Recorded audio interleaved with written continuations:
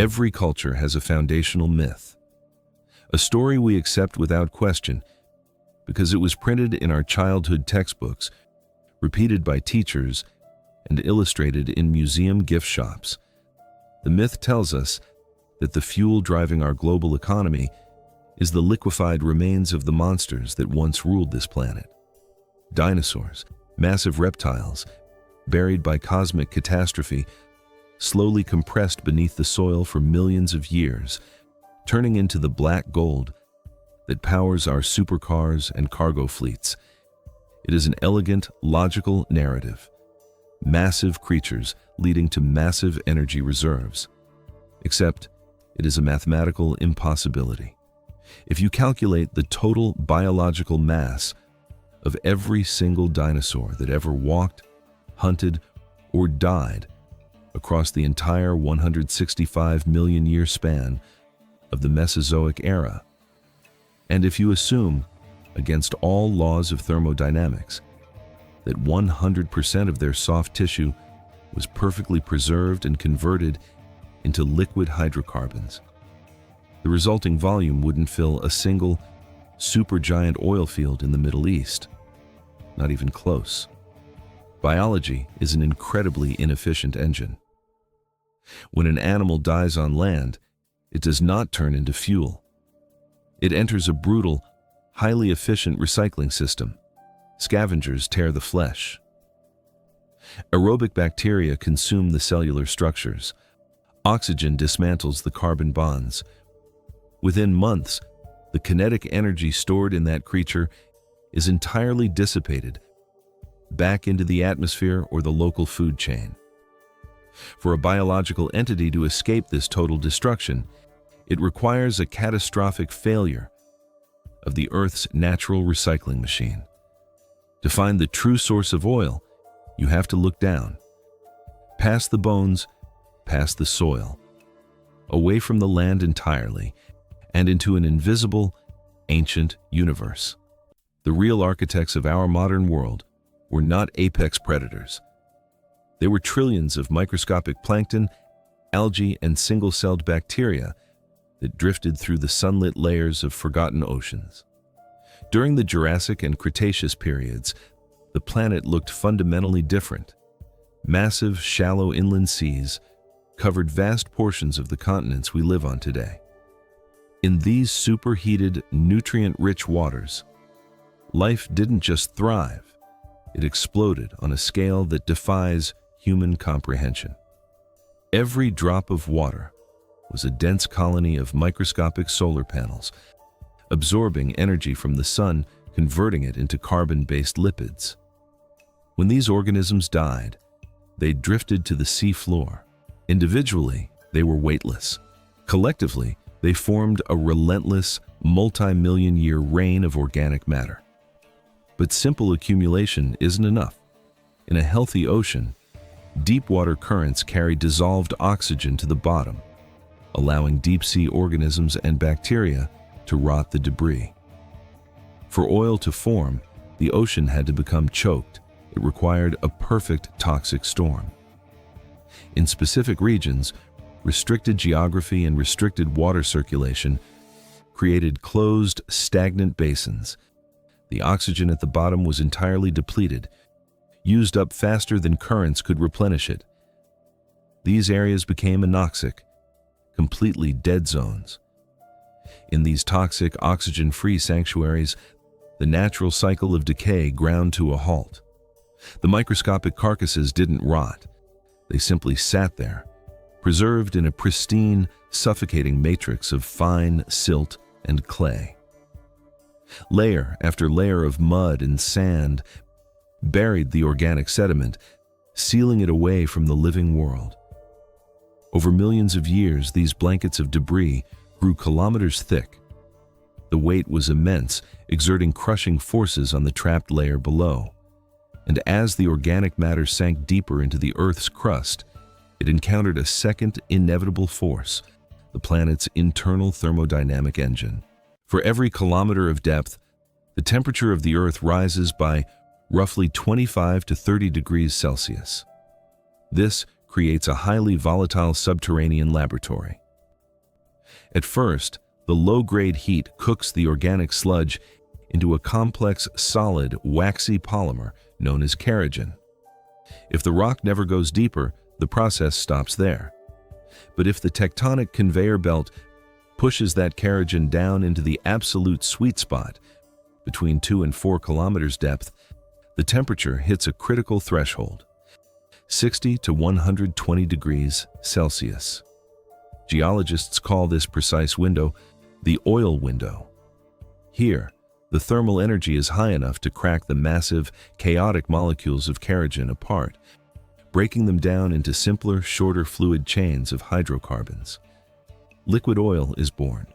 Go just a few degrees hotter, and the molecules crack too far, turning into methane gas. Go too cold, and the rock remains a useless, frozen wax. This brings us to the core mystery of human history. If ancient seas once covered almost the entire planet, and if microscopic life existed everywhere, why is the world's wealth so violently concentrated? Why did a handful of specific borders win the ultimate geological lottery, while entire continents were left completely bankrupt? To understand the lottery, you have to understand that cooking the oil is only half the battle. Once liquid oil is formed inside a dense, compressed slab of shale, oil is inherently volatile. It is vastly lighter than the dense, hypersaline water trapped inside the deep crust. Driven by basic physics and buoyancy, the newly formed oil begins to bleed upward, hunting for a path of least resistance through thousands of meters of solid stone. It migrates through porous sandstone or fractured limestone, traveling until it encounters a barrier it cannot break. If there is no barrier, the oil reaches the surface, reacts with oxygen, and degrades into useless asphalt, or evaporates into the atmosphere. To create a commercial oil field, the Earth must build a natural vault. It requires 2 distinct geological structures working in perfect synchronization. First, a reservoir rock, a porous stone that acts like a massive underground sponge, capable of holding millions of barrels of fluid. Second, a trap and a seal, an upward-folded dome of rock capped by an impermeable, impenetrable ceiling, such as thick shale or ancient salt sheets. The Arabian Peninsula didn't just have abundant life, it had the perfect tectonic silence. For tens of millions of years, its sedimentary layers were compressed evenly without being shattered by violent mountain-building collisions. It created the largest, most unbroken underground storage vaults on Earth. But even when the Earth builds a vault, the environment can still intervene, altering the quality of the prize. All oil is not created equal.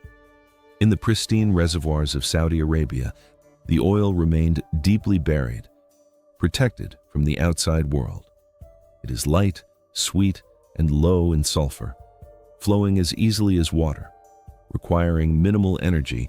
But in places like Venezuela's Orinoco Belt, the vault was flawed. The oil migrated closer to the surface, where it encountered a subterranean war zone. Deep groundwater carried specialized subterranean bacteria directly into the reservoir. Over millennia, these microbes literally feasted on the oil, selectively devouring the lightest, most valuable carbon chains. What they left behind is heavy, sour, high-sulfur crude. It moves like cold molasses, packed with heavy metals, requiring complex multi-billion-dollar chemical refineries just to force it to flow through a pipeline. For over a century, a small, highly vocal group of scientists looked at these massive, inexplicable concentrations of wealth and asked a radical question: what if we have the entire narrative backward? In the 1950s, Soviet geologists, faced with the daunting task of powering a superpower, proposed the abiogenic theory. They argued that hydrocarbons are not the byproduct of dead biology at all. Instead, they claimed oil is a primordial inorganic substance, cooked deep within the Earth's mantle under primordial pressures, constantly seeping upward through deep fractures in the planet's crust. It is a seductive theory.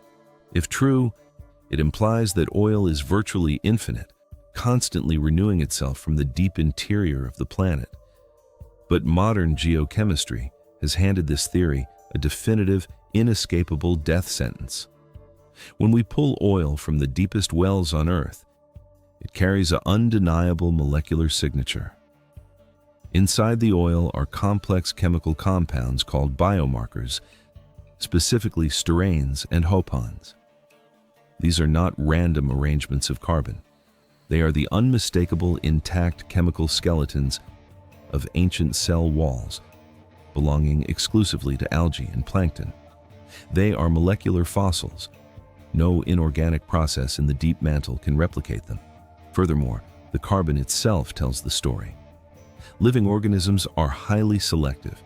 Their biology prefers the lighter isotope, carbon-12, over the heavier carbon-13. The isotopic signature matches the preferences of an ancient life with absolute mathematical perfection. The truth is far more humbling than the myth. Our global civilization, our shipping lanes, our megacities, and our entire industrial framework do not run on the bones of extinct monsters. We run on the preserved remains of a microscopic ancient ocean that died in a toxic dead zone hundreds of millions of years ago. And because it requires a flawless million-year alignment of anoxic oceans, thermal windows, porous sponges, and unbroken salt seals, it means every drop we burn is a non-renewable glitch in the history of the Earth.